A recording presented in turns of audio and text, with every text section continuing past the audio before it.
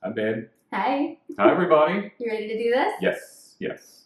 Hi, and welcome back to our channel. And today's topic, we're going to be talking about the type of muscular dystrophy that I have, what it is, what causes it, and how it's affected me. So I will put on my professor hat and more importantly, my glasses. And I'm going to go ahead and read just a brief introduction to what is FSHD. And this is off of the FSHD Society website, which has really good information. They're a really good source for all things FSHD. We're going to have their website linked in our description box as well, in case you guys want to check them out. Facioscapulohumeral muscular dystrophy is classified as a neuromuscular disease, as are all types of muscular dystrophy. Muscular dystrophies are marked by progressive skeletal muscle weakness, defects in the physical components of muscle, and the death of muscle cells and tissue. FSHD affects both males and females, with symptoms most often first getting noticeable during adolescence and early adulthood. Around 5% develop symptoms before age 10, while there are also seniors whose symptoms are so mild that they don't even realize they have FSHD. And here are just some of the symptoms. This is not an exhaustive list, but these are some of the more prominent symptoms. Inability to whistle, inability to sip through a straw, eyes that don't fully close during sleep, difficulty with sit-ups and pull-ups, shoulder blades that wing out, difficulty raising arms above shoulder height, weakness in hands and fingers, foot drop, weaker lower abdominal muscles, loss of chest, curved spine, loss of chest muscles. Big difference, he still has a chest. Chronic fatigue and pain. FSHD is a genetic disease. So it's been linked to two distinct genetic mechanisms. The most common, found in 95% of patients, is FSHD type 1 or FSHD1. The remaining 5% is FSHD type 2. So it's genetic in origin. Yep. At this point, there is no cure or treatment for FSHD. So we'd love to talk to you about all the treatment options or possible ways to cure FSHD, but there aren't any right now. So the biggest thing we can do is just support those who are out there trying to find a cure. Yeah. And there's many different clinical trials going on, hoping to produce some of the first drugs that would help cure FSHD or even stop the progression. That would be a really great start.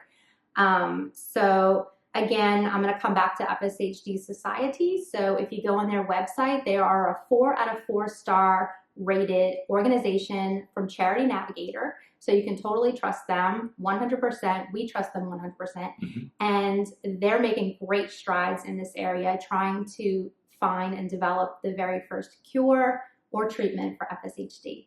Right. So go ahead and check them out. Again, the link for their website will be in our description box.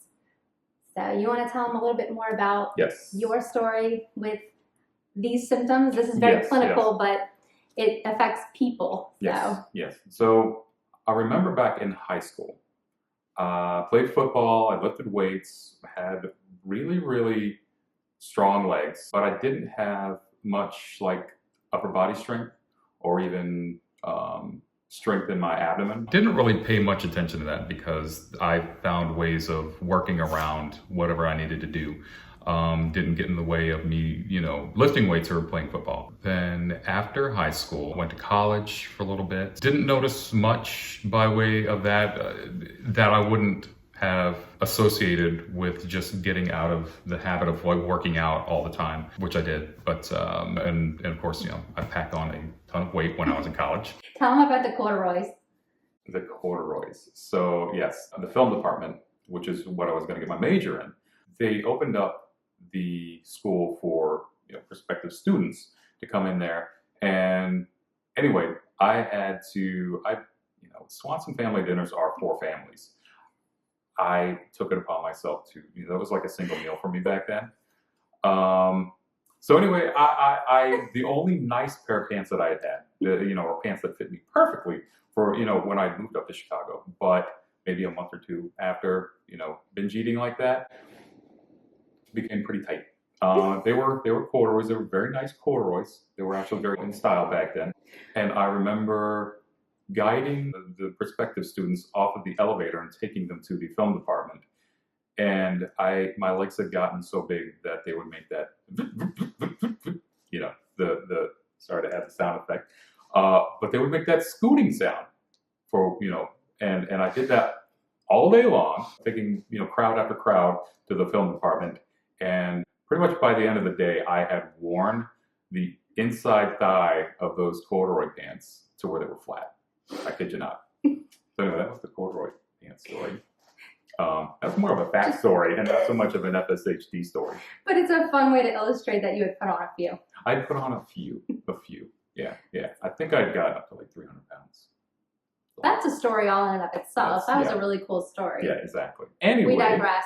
Yes. Back to the subject matter. So yeah, I left school in Chicago, went back, came back home to Warsaw, started working at a local video store. And this was back when like video stores were super cool. The video store that I worked at sold like TVs, radios, all kinds of like kind of big items, and we sold tons of pop. And I just remember still being strong enough to carry, all those like huge boxes. We're talking like those old tube TVs, like 32-inch screens and all that. And I would, be the one to carry them out to, the customers' cars and everything.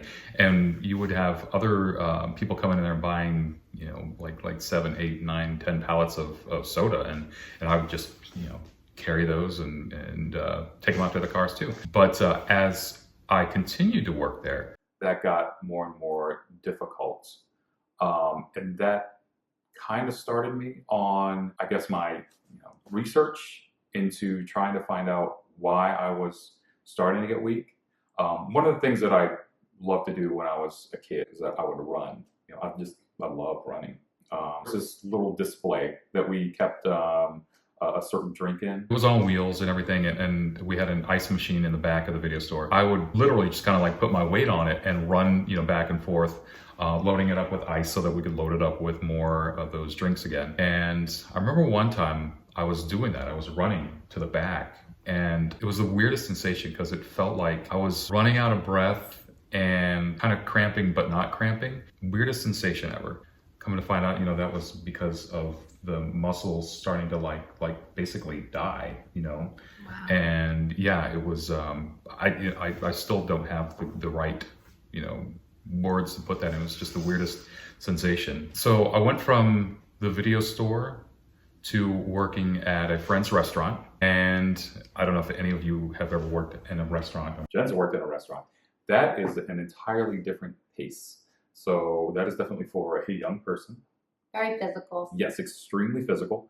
I started off as helping a friend just run his summer business. I cooked, ran bar, but eventually went to have we built like an addition to the restaurant, and that kind of gave us like year-round employment. They actually had a sushi bar in there, so I got to learn to do sushi, which was really fun, and did that for 3 years. I want to say 3 years. But I noticed that when I went from working in the kitchen to doing the sushi, that I would be standing for 10 hours in one place. Initially, that wasn't so bad, but the only motion that I would do would be like this little, I would always pivot, to the right.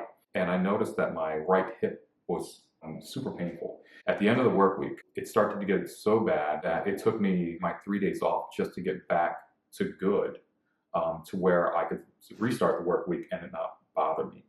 And that just got to be too much. Plus, I noticed the weakness was starting to become more and more prominent. I wasn't as able to do as much. So around that time, I had seen my primary care doctor, and he diagnosed me with global muscular atrophy and sent me off to a specialist who referred me to the MDA clinic in Fort Wayne, Indiana. And I remember like the first time that I did that, I went up there with my mom, and it was super hard for me at first. But I remember sitting in the waiting room, and this, I could walk and I could stand up from a chair and all that. That wasn't so bad. But I just remember sitting in there, and I felt worse for my mom. They were taking in patients that were in way worse conditions than I was at the time. I mean, even now. Went in there and I saw a whole bunch of specialists. I saw my neurologist. Then I was officially diagnosed with, FSHD. I remember feeling more relieved that the enemy now had a name. You know, I kind of knew how to approach life a little better now. I mean, I don't know. It was strange. Still kind of strange. But I went back and told my little circle of friends about what had just happened, and just kind of carried on. Like, okay, I have this now. I started to kind of prepare for what I could do next. And taking that, I went to film school, and knowing that I needed to get out of the restaurant business. And I had a really, really great friend, one of my best friends, Mickey. Mickey. Yeah, exactly. Hi, Mickey. You're watching. Exactly. Hi, Mickey. And Mickey married us. Mickey, yeah, he officiated our wedding. And so we had been talking. We love movies. We talked about movies all the time. And he kind of threw this out there that he was going to make a movie. And I said, well, I can help you out with that if you let me edit it. And so I learned how to edit. I pieced together a little studio, and that kind of led to me opening up a business that ran for a couple of years. So we would do in our small town commercials, weddings, and then we were working on Mickey's movies too. So that was your attempt to transition into a non-physical job, right? Something that you could actually keep working at, exactly, as this thing did its thing. Yes, progressed, yes, right. Yeah, get out of the restaurant back business. then. I really only it really only had a name because muscular dystrophy, they come in so many different varieties. Mm-hmm. That not much else was known other than the name and the symptoms. Yes. They didn't know like the causes. So I remember kind of during that transition at when I was working at the restaurant, we had like this big company party. But I remember walking through the grass, and it felt like it was going to take me forever to get through, to meet everybody. And I kept having that feeling that I was going to fall. And just to rewind a little bit, back when I was at the video store, I was noticing that I was experiencing what they call drop foot. It's when the muscle in the front of your shin isn't able to pull up your feet. Mm. So you end up it ends up getting, as you walk forward, it ends up getting caught on either carpet or the pavement. You end up taking a lot of falls. So it's like tripping. It is tripping. Right. Yeah. And sometimes you catch yourself, sometimes you're eating pavement or grass. But back to the party, that was the only thing that was going through my mind. It's just like, I'm gonna fall getting there. I'm gonna fall in front of all my friends, and really only a few of my friends knew. Mm. And it was something that I tried to keep to myself. I'm not sure why. I don't know if I was ashamed or I don't know, but I know at that point in time that I was starting to pull back. So yeah, I ended up quitting the restaurant, working at my business for so many years, and eventually just said, this is kind of enough's enough. I need to figure out what's going on. And I had basically shut myself in my house for a little while to try and figure things out. I think it started off that way, and I believe I accepted that as my new life. Mm-hmm. Then. So I didn't leave my house for 8 months. I had some friends that would stop by and visit, but for the most part, I just never left. I always told you that those were my dark days. I don't like to think about those days. Yeah. Because if I knew you during those days, I would just give you the biggest hug. I wish I could go back to that Tony and just give him a big, huge hug and tell him, you're not alone, I love you. Thank you. Yeah. You want me to get you a tissue? No. Are you sure? I'll be okay. I'll be okay. Thank you. You got this. Yeah. So I remember my really good friend Brendan. He's kind of like the fourth Teel brother, because he's that close to the family. And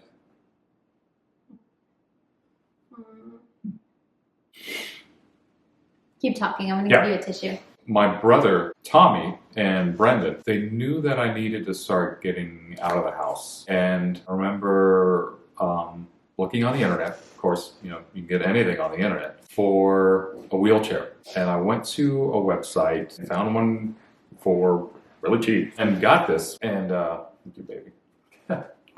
This is the second video in a row we've had to do something with the eyes. No. I feel like I'm we're seeing a theme. Seeing a theme. But their proposition for getting me out of the house was to go see the Phantom Menace, which was supposed to be the best thing since sliced bread. Sliced bread, yeah, since thin crust veggie lever pizza. But so I got the wheelchair, and we all went to go see this movie, the best movie.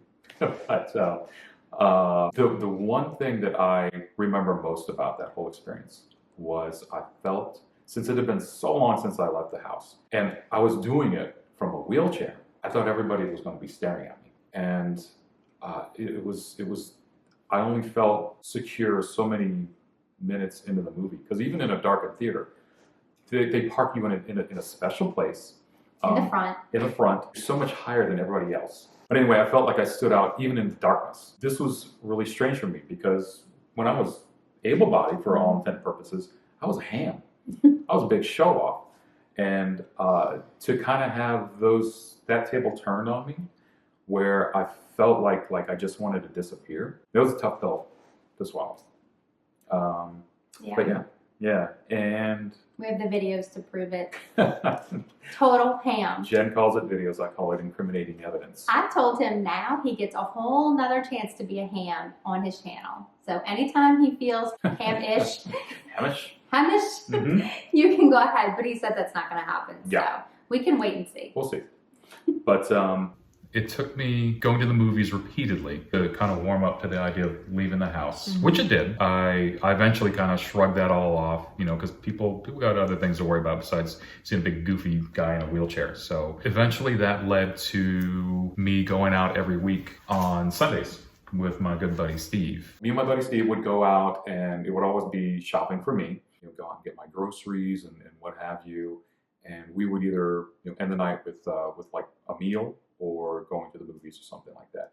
But by then, I had warmed up to the idea of leaving the house. I actually look forward to it.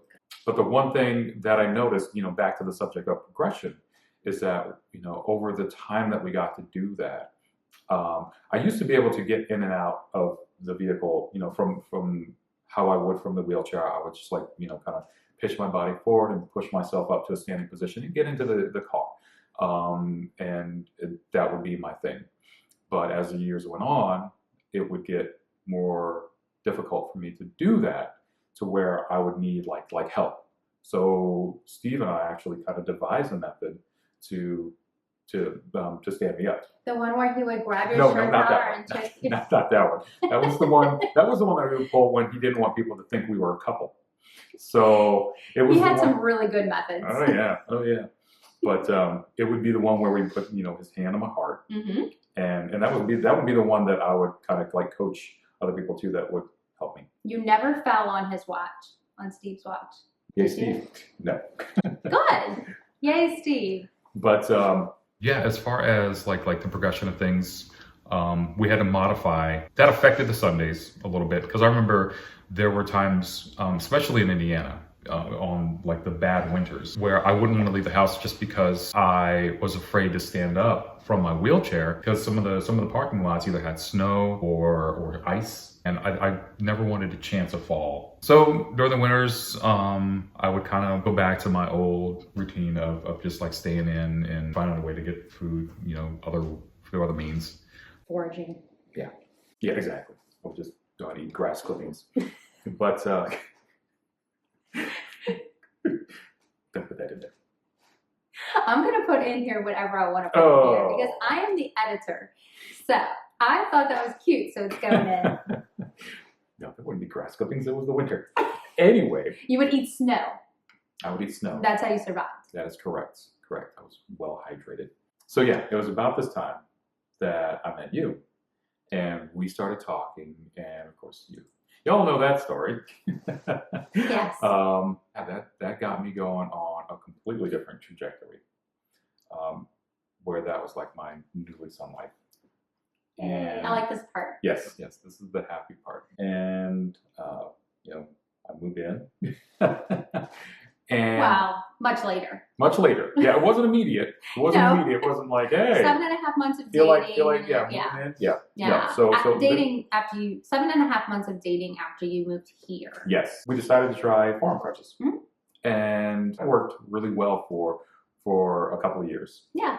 And I ended up having like 3 falls in a week. And that was kind of the big sign to tell me that I should kind of move off of that. And just for safety's sake, I decided to become just in the wheelchair exclusively.